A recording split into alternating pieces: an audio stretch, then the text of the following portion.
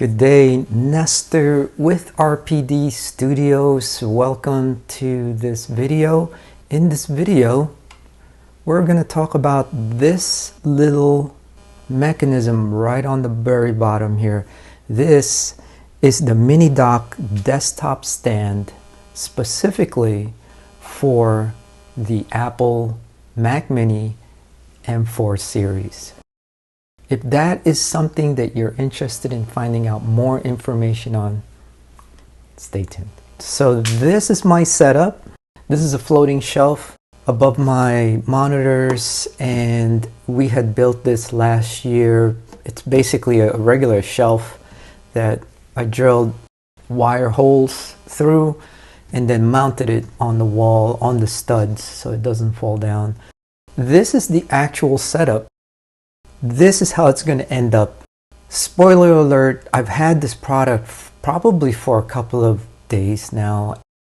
Going through the actual instructions, it wasn't really clear how to install it and stuff. There's ways of putting this on it so that it gives you the best workflow for your particular situation. So currently in the front here, I have my multi-port USB-Cs for additional SSD drives. Of course, I have my two SDs there, and then my power, my HDMI, the two additional USB-Cs, and then this white wire is connected to a specific port that is specific for PC in. So the output of the computer will go through this particular port, USB-C port, and then it goes to the hub, and then the hub feeds everything else, including this USB-A port, specifically at 10 gigabits per second. This USB-A port is actually connected to my long-term archive. Maybe we could take a look at that real fast. So there's my long-term archive. They are basically two 3.5 regular internal hard disks. They are slower obviously than SSDs, but I don't care because these are my long-term archive. They're very affordable. Again, it's just redundant. I put my videos, music, everything that I need to store in here long-term. I do plan to have a NAS system. Maybe Orico would like this video and they would suggest me to review one of their Orico NAS systems. This was my biggest gripe with the Mac Mini, was this, when this sits flat on a surface, to turn on the Mac Mini, you have to lift up the whole thing just to press that. And when you have multiple things that are connected, may be a little bit challenging. To me, I thought that was just poorly designed. Let's see what comes in the box. Let's go specifics on each one of those ports, and then I'll give you my review, my opinion on whether or not this little device is worth investing in. As a disclaimer, the company did send me this product. They asked me to create a video and review it.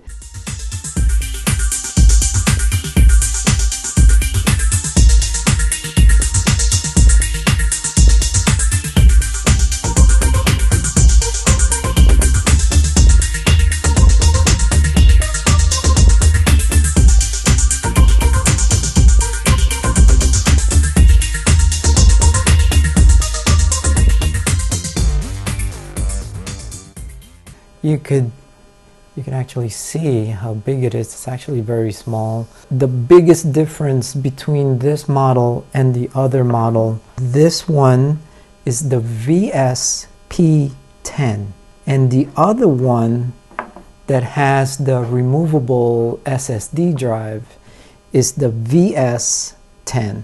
This one has a 4 terabyte M2 SSD drive in it, which I was expecting that external SSD drive. Once I formatted it, that's when I realized that there is a built-in SSD drive here, which to me is just perfect. So let's look at this material. This is a silicone-based material. It's very firm. And when